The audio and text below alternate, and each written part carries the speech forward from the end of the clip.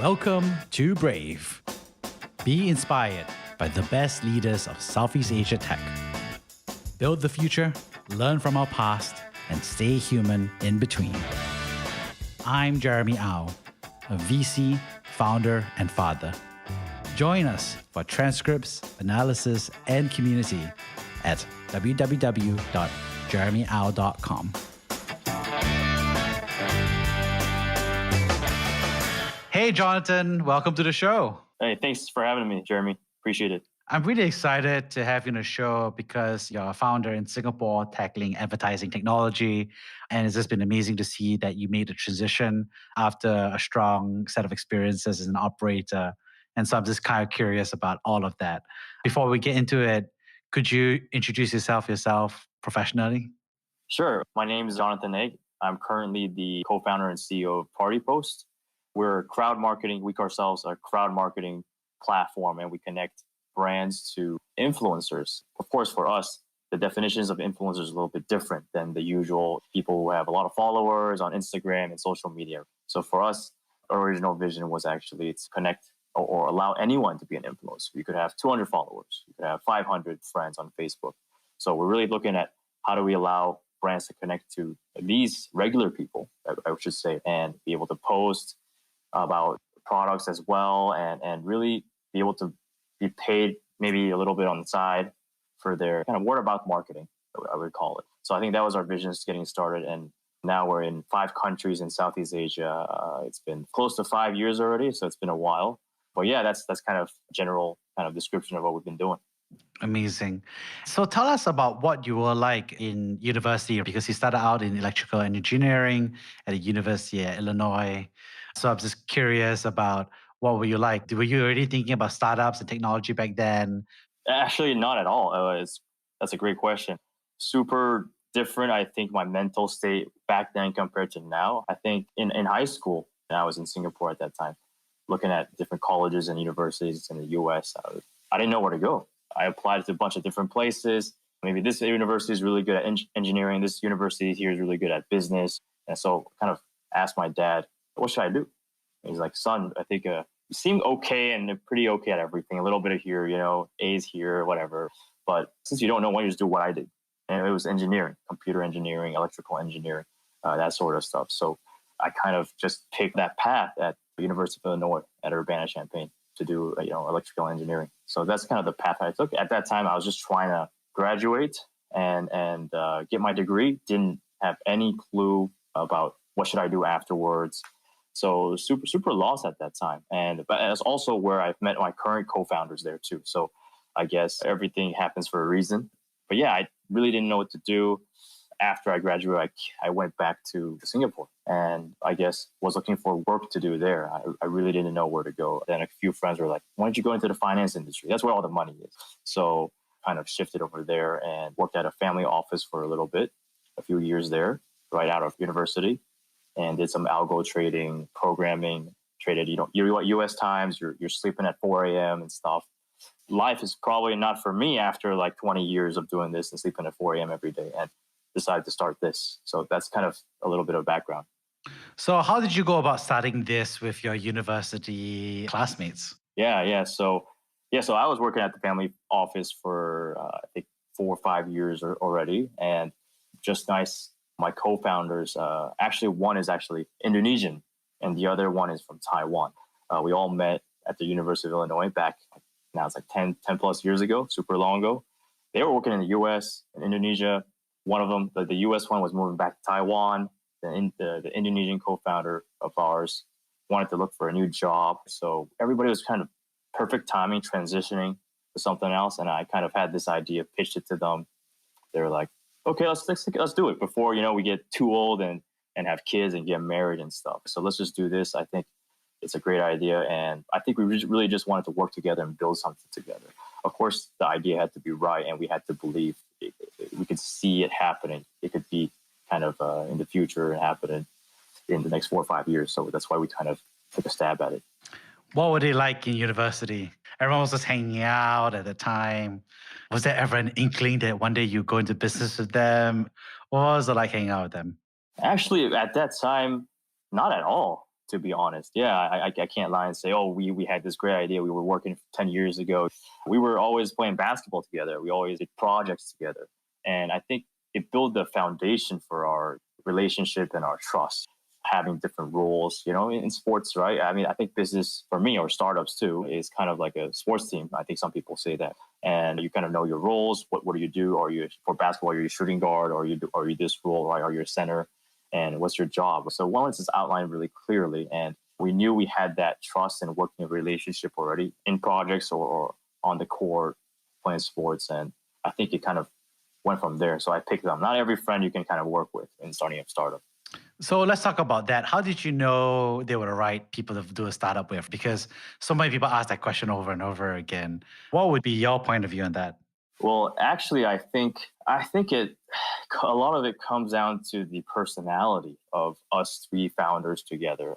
I wouldn't say, we're perfect for each other or something like that, but there's a few rules we follow, and we really all believe in these values, rules or values, such sort that we do disagree with each other. I'm sure most co-founders and any business, I think, just have disagreements and stuff, but we keep it inside. And we've been doing that since, I think, day one, and we've always resolved any conflicts relatively well and just stuck by each other and supported and thank God, I mean, I came up with the idea, but they kind of lean on me for funding and that expertise, which I had some experience in. And I'll lean on, Ben, who's my co-founder in Indonesia, for design work. And he has the architecture background, design background. And of course, Tony with his accounting background, master's in that too. So yeah, it's just really leaning on each other and really trusting each other. And when we say something, we got to do it. And if we can't, we got to explain to each other why and how do we resolve it together. It's interesting because a lot of the typical founding teams are two people, right? And three people is a little bit more on the rare side. I personally have either founded with a 2-man or a 3-man team in the past as well. What would you say are some of the differences you think you notice from having one additional co-founder, like the three of you, rather than two? Yeah. Three of us, I think that definitely there's pros and cons to me. I've never had just one other co-founder, right? We have three right now in total. I think it gives another added perspective.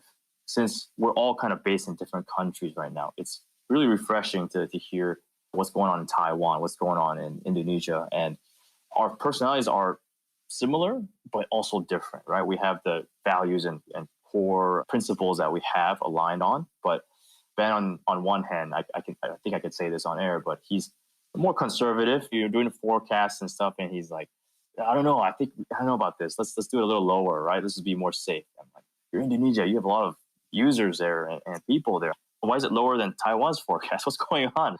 And then we kind of look at each other and kind of rebalance it and make it consistent and really keep each other in check. I think having two people, maybe sometimes you might be like, is it just one person to go against me, or what's going on? Let's see a third person. So I think third person kind of be, three people might maybe make it a little more objective in some sense, or just add a different opinion. Co-founder dynamics is always tricky, right? 2 or 3. And obviously all of you had some prior relationship with each other. How did you guys do some team building or trust building activities? How do founders build trust over time? That's a great question. For us, I think it's about consistency. A lot of times we have we're now based in different countries. When we started off, we were obviously, in Singapore at the beginning of the first year or so. But after that, we moved into different countries, expanded to different countries, and they're now based there for the last, 3-4 years, right? So we're actually pretty far apart. Before COVID, I think every quarter we would decide to meet up, have our board meetings, have a bunch of different discussions with our senior team, regional teams, and take turns, whether it's in Singapore or Indonesia or Taiwan or different markets. We just really want to be consistent with that, I think. Of course, we have our Sunday late night calls every Sunday to kind of go through things and just letting each other know and communicate all the time what's going on. Yeah, I think that's been super helpful in building the trust. So we're all really accountable to each other. So one thing you mentioned earlier was obviously how you guys came together. So why tackle crowd marketing and advertising technology? Because previously you had been working more as a trader, in the financial markets, and obviously the computer engineering background. So why advertising tech as this initial jump-off point? Yeah, I would say we really didn't think of it as advertising tech or as in terms of verticals at that time, right? We were really thinking about the problem we felt wanted to solve and we would go to work on every day. So it wasn't like, oh, okay, the brands that we were going after were in the advertising budgets and in the advertising tech kind of vertical. So we didn't really tackle from there, right or wrong, at the beginning anyways when we started. When we did more research, we're like, that's how you do it. But primarily initially at the beginning, we were just seeing how to empower everyday people to make a little bit of side income, make a little bit of money on the side to post about things which they're already doing, posting on social media and stuff, and then earning a little bit of cash on that based on that. Of course, we did more research into that. And we're like, influencers do that, or the ones with bigger followers. And we kind of looked into that industry a little bit more and saw the pain points there. How do we allow brands to connect to 2,000 of these everyday influencers in like 2 days to post? So how do we do things and use technology to kind of enable that? What are some common misconceptions about this vertical? I think obviously, if you think of it from a more surface, more kind of a clickbait kind of article kind of feeling, right? You would think, influencers. This is influencers. And you look in the past and kind of put us into that category, right? You're like, they do some influencer marketing thing. It's done before. A lot of people are doing it. What's different about it, right? And I think that's good and bad. I think at the same time, we have a lot of clients and brands that work with us. They're just like, okay, I think you do influencers. Can you give me like, show me some profiles of these big celebrities, and then I'll work with them. We're like, we don't really do that. We really work with everyday people. We can get you the right profiles, the right demographics, the ones that live around there or something. And then they'll go down to your store, buy something and post about it for you. And we really enable a lot of them to do that. So that's our kind of unique selling point, right? Speed and scale. And of course, the data that comes with that. So I think that's a misconception. But of course, when you're, doing a startup and it's kind of a slightly newer thing for most people, then I think that's what you have to go through. And it's challenging, but it's also, fun and trying to educate people on what you're doing. Hopefully it adds value to the clients, right? So let's talk about influencers because it's very much a pyramid. So you have these like celebrity influencers at the top, then you have your relatively standard influencers, the ones that a lot of people are following as well, the local domestic ones. And then you have the micro, then you have the nano. And that's right. So tell us more about that pyramid of up and down and the trade-offs. Yeah, I would say I think every category of that pyramid has their own pros and cons, definitely. We're definitely dealing with the lower tier, the bottom tier there with the micros and the nanos, which I term also the everyday person can be a nano influencer. So I would say different trade-offs. What we probably, I think logically speaking, celebrities and stuff, they have certain pull on certain products, and different countries also use different celebrities or tiers of these pyramid to do social selling, live streaming and selling that way. And it works. It works really well. Of course, nothing against those celebrities and bigger influencers.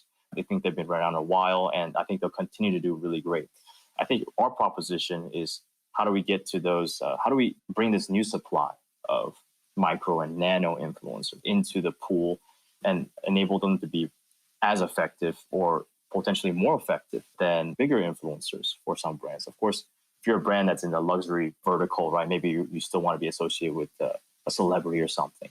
But sometimes maybe, working with a few micro nanos also helps the campaign and the ROI.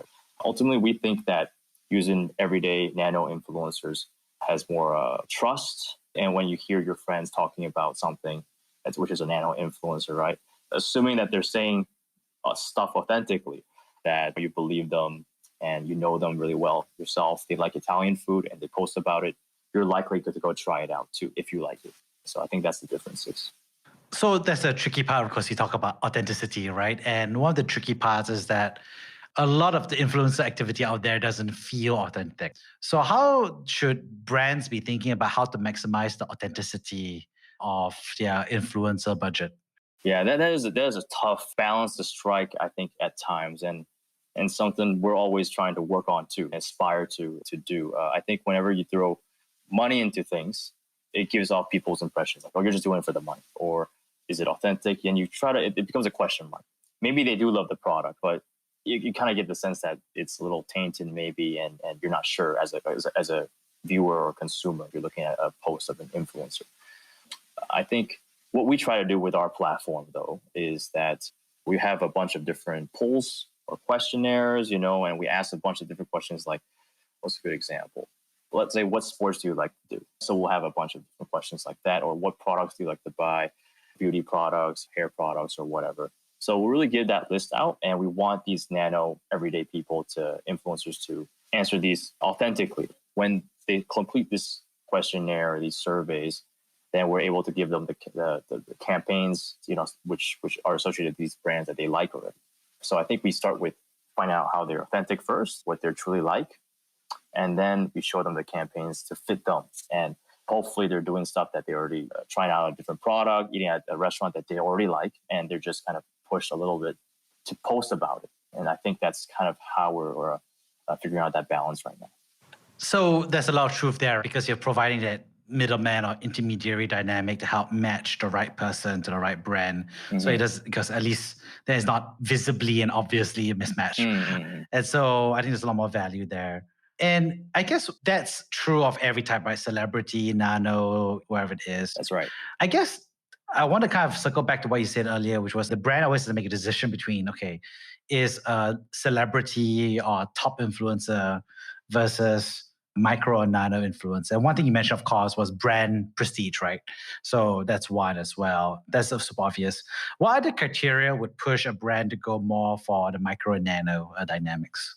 I think definitely another factor besides prestige, like you mentioned, is just the advertising budget that they have as well, the marketing budget. So if you're a small, medium business or enterprise, I mean, you may never or may not be able to afford a celebrity and sponsor them with $1 million products or pay them in that sense. So I think money is definitely something that is one factor. Another factor is, I think, also the type of industry they're in. If it's F&B, you just have to think about word of mouth marketing, which is what we're trying to do, right? And scale up in our platform. A lot of things can be done through word of mouth. And that's also not to say that celebrities don't work, and when they push out a restaurant, it doesn't go. And we've seen many examples of that. But to have a strategy that can incorporate both or several different tiers of influencers, right? Whether it's from celebrities, macro, micro, nano. And we've done several campaigns like that for different F&Bs, for different FMCG brands as well. So they incorporate multiple levels and tiers of influencers to kind of execute their strategy. So how should a brand make sure that they succeed in getting their brand goals within their budget or making sure there's a high ROI? So obviously, okay, let's just say they hire the right team, they choose the right level to go after. What else should they be doing in order to make sure that they don't just blow it and say, oh, that was a waste of time, versus, wow, that was a good ROI here, we should keep doing it. So what is it that they need to do? Yeah. That's a great question. I think our team, when we approach our clients and these brands, I mean, the number one question we always ask them is, what's your objective and what's the KPIs? Straight off the bat, we want to really understand where they're coming from. And do we even match that? Is what we're offering in the services in terms of our micro nano influencers, does it actually able to achieve that? So if we can't, we're like, maybe, next time or later we have, different features or different objectives we can handle. Maybe we'll catch up next time and do that for you. But some of those objectives that definitely the easiest one is definitely, just general brand awareness, right? And we're able to help them reach thousands of these, we call them party posters, right? Our own name, but these nano influencers to reach out to their friends and followers through social media. So I would say a lot of it comes down to also the timeline. Because of the platform, we're able to kind of reach out to 1,000 people really quickly, right? Through the app. It's self-serve, and you could see a really rush campaign happening and coming in today. And then tomorrow you could see 1,000 or 2,000 people posting about it. So I think that's where the automation comes in. And, a lot of brands are always super busy. All the marketers are super busy. They're doing a bunch of different things, advertising here, there, wherever. So I think what we want to offer is that ease and that efficiency for them. So that's another thing that we've been able to do. And I think we're also trying to experiment with, and we call them these nano ambassadors, nano influencer ambassadors. So it's kind of really similar to, how a brand would sponsor or have a celebrity that's an ambassador and, work with you for a year, and they're kind of tied to you exclusively. Let's say it's drinking Coke for 1 or 2 years or whatever, so forth, right? And all the commercials feature that celebrity. So similar in that sense, but we want to get these called nano influencer ambassadors to be part of the brand and not just post a one-off. Really find these loyal, authentic nano influencers and get them to be part of this multiple campaigns. So they're stuck with that brand. And I mean, just think of it. If you're a friend or a follower of these nano ambassadors and you see your friend eating at this Italian restaurant, trying out for the first time, it's, oh, he or she posted once. It's not a big deal, right? That happens all the time. He goes 2 weeks later, posts again, brings his family. He's like, wow, this is great. I'm just trying out another meal, another pasta. This is an awesome place. You guys should try. And maybe the third time, next month, he brings you over. So I think that kind of consistency and hopefully authenticity gets his followers and his friends to be like, that is actually legit. And it's a restaurant I want to try. So I think similar to how ads work with retargeting, you have to see it several times to be able to convert. I think it's the same with ours, but it's coming from your friend. It's coming from someone very closely. So we think you don't have to see it that many times to be convinced. So I think that's something we're doing to potentially even achieve conversions in the future. You mentioned something interesting, which is that a lot of these marketing contacts are busy juggling different things, different channels. And so do you feel like influencer marketing is a complement to paid, which is a complement to SEO? How should a marketer think about balancing or mixing or matching these channels in a way that makes sense and be more cohesive as a portfolio or as a bunch of different approaches rather than separate plays? Yeah, I mean, wow, that's a really tough question.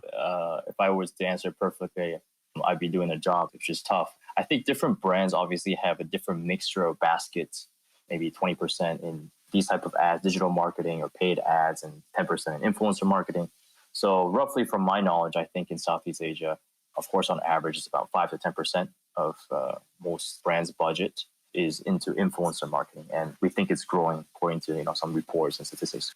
But of course, I think definitely the beauty industry is one that uses influencers a lot, whether it's celebrities or macros or nanos. So they're I think, and it's growing and increasing as well for the beauty industry. We can see that the right balance still needs to be there. This is what I personally think. I think if you go all in on one, and I've heard marketers and brands tell me this before, that it kind of maxes out as well. You're spending all your budget on that, and it's not effective for every incremental dollar that you spend. The reach isn't there anymore, and the reach that you got is exhausted as well. I think the right mixture is there. I can't really give exact percentages or anything right now, but I would say that having the right balance really comes from testing. And a lot of the brands that we work with, they started testing with us because we were new at the beginning to them, right? These nano influencers, why am I paying you and like some regular people? What's going on? So, and then they tried it out.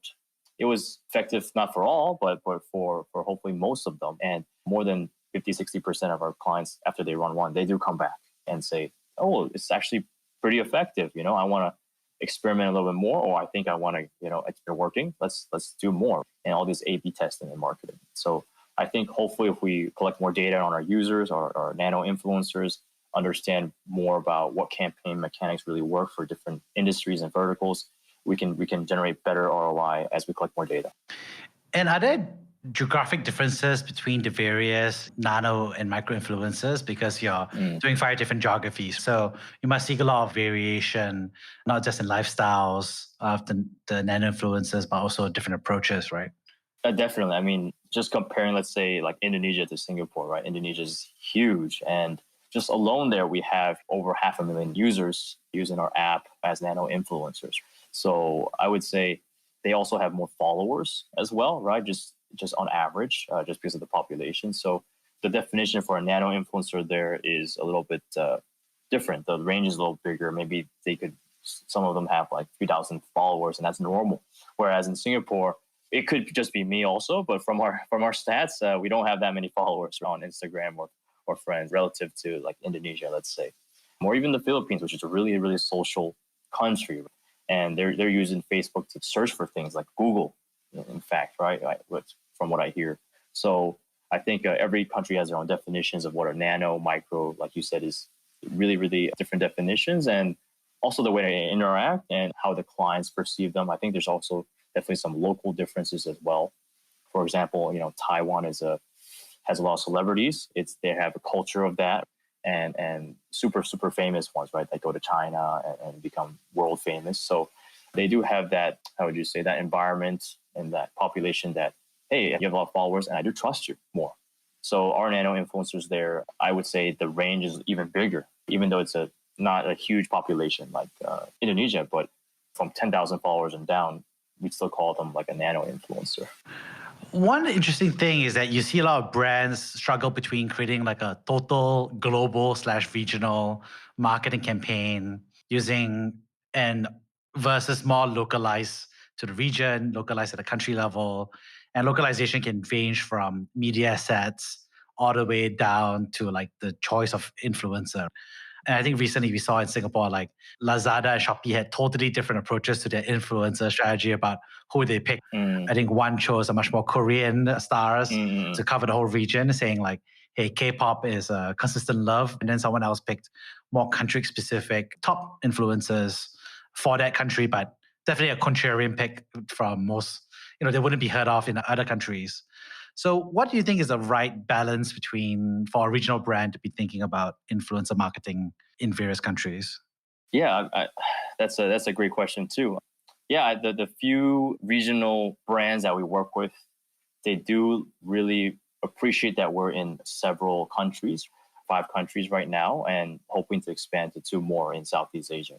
So they're really looking at I would say a mixed approach. I think that's the term that they're using, is they do want some celebrities who will be a little bit more well-known in the region.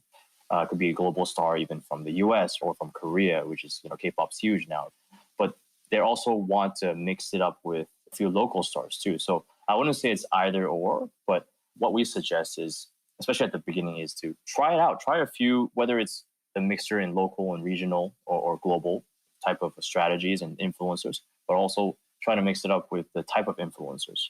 We know we specialize in, or we focus more on, micro and nano influencers, but we also work with a few bigger influencers as well, celebrities and stuff sometimes. And that's just doing partnerships with other agencies and influencers that we work with. So I would say a mixture is probably the best way to go. Of course, it does really depend on the brand itself. At first, they're going from the grassroots or they're going from below. And we would probably suggest a more local approach first. There's some influencers and do that first. And maybe the timeline shifts later to something else. Yeah, it's interesting because when you talk about the mixed approach, it feels like that makes the most sense. And it's interesting because as I reflect on it, it feels like influencer marketing has definitely stabilized and matured, I think, in terms of the professionalism of the influencers, the understanding of what it means from the brand's perspective, and also the maturity of the intermediaries in the space. So I guess in my brain, is influencer marketing a mature industry, or is it something that still has a lot to grow, but in different ways? What do you think? Yeah, my personal opinion is the latter. Definitely, I think it has matured in some ways when you're working with the celebrities and the macro bigger influencers. That's been going on for the last ever since social media has been around in the current sense, right? But even before then, there was influencers, put in quotations, and maybe they represent your brand in a commercial back then. So there were always these influencers around. It's just really what channel do they use to promote stuff. But in the current sense of the word influencers, I think the bigger ones, like I said, has matured, that trend. The standards are set already on how to interact, like you said, the transparency, what they should do, what's the order of things, what's the rates. Pretty much standardized for the big ones. But for the micro and nanos, I think there's still a lot of room to grow. We just started 3-4 years ago, and back then, people were asking me, what's a micro or nano influencer? Never heard of it. What is that? Just a small, a very small one? What's going on? They've been asking me that. So there's a lot of room to grow because we feel we have a lot of room to grow and to kind of push this industry forward. Definitely, there are other players probably around the region, and we respect all of them, but I think we can grow the pie together. I think the key is really getting the best ROI for the client, but at the same time, helping our nano influencers feel like they're pushing for a product that they genuinely like. I think that's the most important thing. A product they really like. So how do you define success then? How should they be thinking about success? Because it feels like a lot of marketing continues to be stuff. Can you measure? Can you not measure? And a big part of it these days, of course, is with less ad attribution from the changes driven by Apple and so forth. So it feels like a lot of stuff is becoming less measured as a result. So how would you normally push people to be saying like, this is the results you can expect from this budget? How would you set it out for them? Yeah, I think it's also on their objectives, like I mentioned before. Some brands are saying, okay, I need to reach out to 1 million potential eyeballs and reach within a short period of time. Can you do that? We're able to hit these numbers for them. Some might say it's just brand awareness, it's reach, where's the sales and stuff. Of course, we have a lot of SME clients as well talking to us and saying, I mean, they're not working for reach. They're saying, I need to spend advertising budgets and I need sales pretty soon. I need my business to sustain. So we totally understand that. And which is why the Nano Ambassador campaigns came about as well, to see how can we help them and really use these nano influencers to generate sales, which we know they can. It's just what's the mechanics, what's the right way, what's the requirements of the campaign, what do they have to post, and in what order. What we're trying to do is make it a lot easier for these SMEs to do that. They have we call this like a self-serve campaign manager for them, where they can log in and click on and look at the different templates based on their objectives, and we kind of give them suggestions of this template would work for you. Try it out. Put in a little bit of budget first. Give it a shot.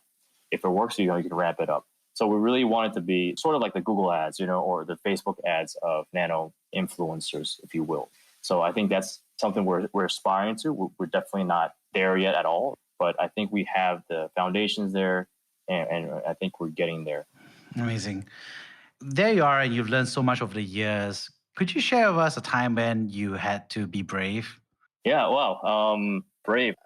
I think it took some bravery, not a lot, and definitely not saying I'm braver than anyone else. But to me personally, I think it was a big step to be committed to starting Partipost personally. We had to think about the opportunity costs and things like that. You look at the financials and the numbers and things and thought, would I regret this if I didn't do it? Thinking like 30 years later, would I regret not taking a stab at this? The answer was yes. So I think given all the unknowns and the risk, there was a little bravery there, I hope, I'd like to say. I think the people who are braver than me are probably my team, the people in my team taking the chance with me. So, and the other the co-founders I have too, taking a chance, I think, believing in me at the beginning too, and to believe in this idea based on I'm not so good persuasive techniques with them at that time. So yeah, I think that's what I think was the bravest moment for me, and braver for them to kind of tag along. How did you get past that fear and the opportunity cost calculation? I think I'm also lucky in the sense that I want to say I don't have to worry about money or anything, right? But I don't feel the need to buy a lot of expensive things. I think living within your means is normal for me. It's not something I have to work at to tell myself don't spend on things. So I think I was lucky with that. Same with the other two co-founders. We were kind of also thinking about maybe we should push our having kids and getting married a little bit down the line, right? To be honest. So I think that played into a factor as well, talking to our partners about that, just being super lucky. So was I super brave? I think maybe the people around me was braver to kind of give us that opportunity to take this plunge, right, into doing a startup. So, but yeah, I overcome it because of the people around me. Have to thank them for that. Yeah. I mean, you say something very true, right? We just talked and implied, it's really about the financials, but not just about having the savings and all, but also about the lifestyle in terms of the expenses that you were making and this choice that you're saving, as well as something else, which was postponing some life decisions. That's right. To make space for it. And I remember personally that, I was always told, like, if you ever want to build something, make sure that your expenses don't grow faster than don't grow as fast as your income, or faster than your income for many folks. Yeah. Do you have that similar thought process or feeling about that? Yeah, for sure, man. I think expenses and all these things definitely plays a part in all the decisions that we make. Definitely, I'm doing the calculations before we start the startup. I'm doing projections for the startup, and all the projections you can do. I mean, sometimes you got to throw it out the window, right? It's never super accurate, so you can only kind of do them and hope for the best. Yeah, ultimately it comes down to how much passion do you really want to take the leap of faith. No matter all the projections and numbers that you do, yeah, you got to do some to make sure it makes some kind of sense. But after that, you're like, not sure how accurate it is, but let's just do it, guys. Let's do it. Thanks so much. I appreciate you, Jonathan, for coming on the show. I'd like to praise the 3 big themes I heard from you. The first, thank you so much for sharing your personal founder journey. I thought it was an interesting dynamic to hear about. The fact that you didn't know what was going on for university, so you just did what your father suggested, to working in the finance industry like so many folks in Singapore, to eventually deciding to strike on your own. And I really appreciate you for being honest about the various trade-offs and decisions that you're going to make along the way. And I thought it's not an easy set of conversations to have at any point of time. The second I thought that was really interesting was talking about, obviously, our domain dive into micro and nano influencers across the various geographies in Southeast Asia, and thinking about how to think about it from a brand perspective, but also thinking about it from how to maximize the ROI from it, which is both useful for brands, but also useful for many startup founders who will also be thinking about an inflow budget along the way. And lastly, I think thank you so much for talking a little bit about, I think, the true founder dynamics, about what it means to work with a co-founder, what it means to work with 2 other co-founders, and how you guys actually met, and how it kind of made sense backwards, but maybe not so much at that point in time when you're just playing basketball together.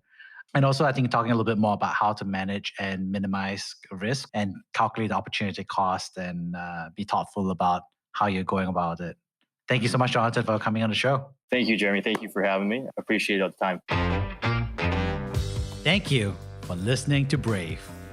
If you enjoyed this podcast, please share this episode with friends and colleagues.